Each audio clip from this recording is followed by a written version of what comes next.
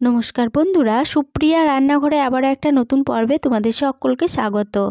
আজকে শীতের সবজি ওলকপি দিয়ে একটা দুর্দান্ত স্বাদের সম্পূর্ণ নিরামিষ রেসিপি আমি তোমাদের সাথে শেয়ার করব। এই রেসিপিটা গরম ভাত ও রুটির সাথে খেতে অসাধারণ লাগে আর বানানো খুবই সহজ। তাহলে চলো বন্ধুরা, দেখে নেওয়া যাক আজকের রেসিপিটা কিভাবে বানানো হয়। ওলকপি দিয়ে রেসিপিটা বানানোর জন্য এখানে নিয়েছি 4টে ওলকপি। এবার এই ওলকপিগুলোকে একটা বটির সাহায্যে কেটে নিয়ে তারপরে দেখাচ্ছি। সমস্ত ওলকপির খোসাগুলোকে ছাড়িয়ে ওলকপিগুলোকে ঠিক এইভাবে ডুমো ডুমো করে কেটে নিয়েছি। আর এখানে দুটো মিডিয়াম সাইজের আলু খোসা ছাড়িয়ে আলুগুলোকে এইভাবে ডুমো ডুমো করে কেটে নিয়েছি। এরপরে আলু ওলকপি ভালোভাবে ধুয়ে নিয়েছি, এটা একটা সাইডে সরিয়ে রাখলাম। এদিকে গ্যাসের ওভেনে একটা কড়াই বসিয়ে গ্যাসটা অন করে কড়াইয়ের মধ্যে দিয়ে দিচ্ছি 4 চা চামচ সরষের তেল। এবার এই তেলে দিয়ে দিচ্ছি সামান্য পরিমাণ লবণ আর দিয়ে দিচ্ছি খুব সামান্য পরিমাণ হলুদের গুঁড়ো। এবার এই হলুদের গুঁড়ো ও লবণটা তেলের সাথে ভালোভাবে একটু মিশিয়ে নিলাম। তারপরে তেলটা যখন ভালোভাবে গরম হয়ে গেছে তখন তেলের মধ্যে কেটে রাখা আলুগুলো দিয়ে দিচ্ছি। সমস্ত আলুগুলো দিয়ে দিলাম। এবারে এর মধ্যে দিয়ে দিচ্ছি কেটে রাখা ওলকপিগুলো।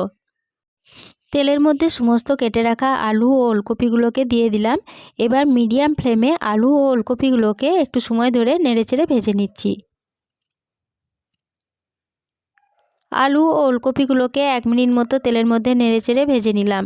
এরপরে গ্যাসের ফ্লেমটাকে একদম লোতে করে দিলাম। লোতে করে দেওয়ার পরে এর মধ্যে একটা ঢাকা দিয়ে দিচ্ছি। ঢাকা দিয়ে এটাকে বেশ কিছুক্ষণ সময় ধরে ভাজা হতে দেব। এটা ভাজা হতে থাক, ততক্ষণে একটা মশলা বানিয়ে নিচ্ছি। তার জন্য একটা মিক্সিং জারের মধ্যে নিয়ে নিলাম 7 টুকরো মতো আদা। 1 ইঞ্চি আদাকে আমি ছোট ছোট টুকরো করে নিয়েছি। দিয়ে দিলাম একটা মিডিয়াম সাইজের টমেটো আর 4টে কাঁচা লঙ্কা। এখানে কাঁচা লঙ্কার ঝালটা তোমরা যেরকম খেতে চাও সেরকম অনুযায়ী কম বেশি করে নিতে পারো। মিক্সিং জারের ঢাকনাটা বন্ধ করে সমস্ত উপকরণ বেটে নিয়েছি। এবার এই বেটে নেওয়া মিশ্রণ একটা সাইডে সরিয়ে রাখছি। আরও একটা মশলা বানিয়ে নেব। তার জন্য একটা বাটির মধ্যে নিয়ে নিলাম 1 চা চামচ জিরে গুঁড়ো, 1/2 চা চামচ ধনে গুঁড়ো, কালারের জন্য দিয়ে দিচ্ছি 1/2 চা চামচ কাশ্মীরি লঙ্কা গুঁড়ো আর 1/2 চা চামচ হলুদের গুঁড়ো। আর এর মধ্যে দিয়ে দিচ্ছি খুব সামান্য পরিমাণ হিং। আমি এখানে ওলকপিটা নিরামিষভাবে রান্না করছি বলে খুব সামান্য পরিমাণ হিং ব্যবহার করেছি। তবে তোমাদের কারো যদি হিঙের গন্ধে সমস্যা হয় তাহলে পরে হিংটা স্কিপ করে যাবে। সামান্য পরিমাণ জল দিয়ে সমস্ত মশলা ভালোভাবে গুলে নিলাম। এটা একটা সাইডে সরিয়ে রাখছি। আরও একটা মশলা রেডি করে নেব। তার জন্য একটা প্যানের মধ্যে দিয়ে দিচ্ছি 2 চা চামচ গোটা জিরে, দিচ্ছি 2 চা চামচ গোটা ধনে,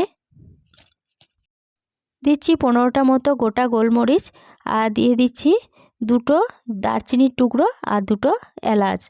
এবার গ্যাসের ফ্লেমটা একদম লোতে করে দিয়ে এই সমস্ত মশলা ভালোভাবে ভেজে নিচ্ছি। লো ফ্লেমে সমস্ত মশলাগুলোকে ভালোভাবে ভেজে নিয়েছি। মশলা থেকে একটা সুন্দর গন্ধ বেরোতে শুরু করেছে। এবার গ্যাসের ফ্লেমটা বন্ধ করে দিয়ে মশলাটা প্যান থেকে নামিয়ে একটা সাইডে সরিয়ে রাখলাম।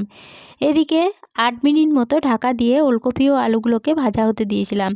8 মিনিট পর ফিরে এসে ঢাকাটা খুলে নিয়ে ওলকপি ও আলুগুলোকে একটু নেড়েচেড়ে নিচ্ছি।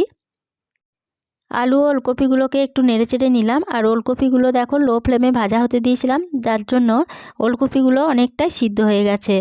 এবার এগুলোকে কড়াই থেকে নামিয়ে নিচ্ছি। সমস্ত আলু ওলকপিগুলো কড়াই থেকে নামিয়ে নিয়ে ওই কড়াইয়ের মধ্যেই দিয়ে দিচ্ছি আবারও 4 চা চামচ সরষের তেল। এবার এই তেলে ফোড়নের জন্য দিয়ে দিচ্ছি খুব সামান্য পরিমাণ গোটা জিরে, একটা তেজপাতাকে ছিঁড়ে দিয়ে দিচ্ছি আর দিয়ে দিচ্ছি একটা শুকনো লঙ্কা। এবার ফোড়নগুলোকে তেলের মধ্যে ভালোভাবে ভেজে নিচ্ছি। ফোড়নগুলো ভালোভাবে ভেজে নেওয়ার পর ফোড়ন থেকে যখন সুন্দর গন্ধ বেরোতে শুরু করেছে তখন যে আদা, টমেটো ও কাঁচা লঙ্কাটা বেটে রেখেছিলাম সেটা তেলের মধ্যে দিয়ে দিলাম। এবার মিডিয়াম ফ্লেমে এগুলোকে ভালোভাবে নেড়েচেড়ে কষিয়ে নিচ্ছি। মিডিয়াম ফ্লেমে 2 মিনিট মতো কষিয়ে নিয়েছি। আদা থেকে যখন কাঁচা গন্ধটা চলে গেছে তখন গ্যাসের ফ্লেমটা একদম লোতে করে দিয়ে এর মধ্যে যে মশলাটা গুলে রেখেছিলাম সেটা দিয়ে দিলাম আর মশলার বাটিটা ধুয়ে সামান্য পরিমাণ জল দিয়ে দিলাম। এবার এর মধ্যে দিয়ে দিচ্ছি স্বাদ অনুযায়ী লবণ। গ্যাসের ফ্লেমটা এবার লো টু মিডিয়ামে রেখে সমস্ত মশলা খুব ভালোভাবে কষিয়ে নেব। লো টু মিডিয়াম ফ্লেমে সমস্ত মশলা মিনিট 5 মতো সময় ধরে কষিয়ে নিয়েছি। মশলাটা খুব ভালোভাবে কষানো হয়ে গেছে। এবার এর মধ্যে দিয়ে দেব ভেজে তুলে রাখা ওলকপি ও আলুগুলোকে। সমস্ত আলু ওলকপিগুলোকে মশলার মধ্যে দিয়ে দিলাম। এবার এই মশলার সাথে আলু ওলকপিগুলোকে একটু সময় ধরে নেড়েচেড়ে কষিয়ে নিচ্ছি।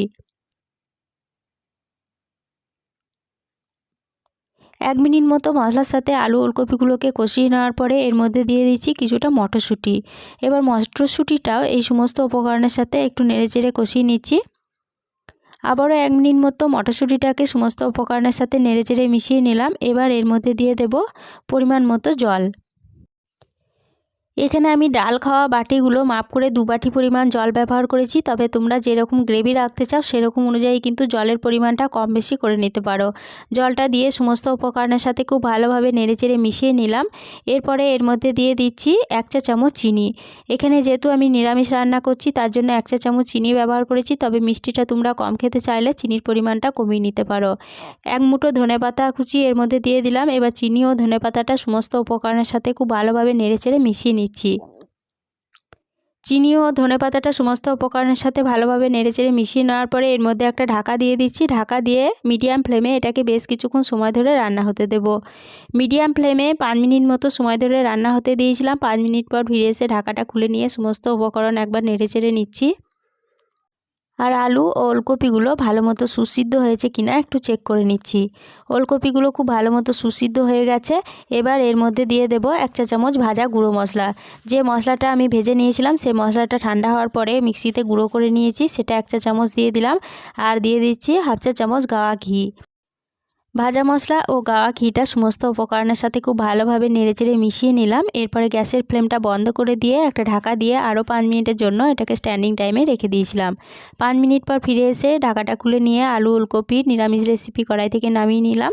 গরম গরম ভাত ও রুটির সাথে পরিবেশনের জন্য আজকের রেসিপি আমার একদম রেডি হয়ে গেছে। আজকের রেসিপিটা প্রথম থেকে শেষ অবধি দেখার জন্য তোমাদেরকে অসংখ্য ধন্যবাদ।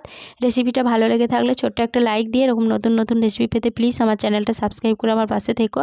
সকলের সাথে শেয়ার করে দিতে ভুলো না প্লিজ। আজকের রেসিপি কীরকম লাগলো কমেন্ট করে জানাতে ভুলো না। আজকে এই পর্যন্তই ছিল, ফিরে আসবো আবার নতুন কোনো রেসিপি নিয়ে।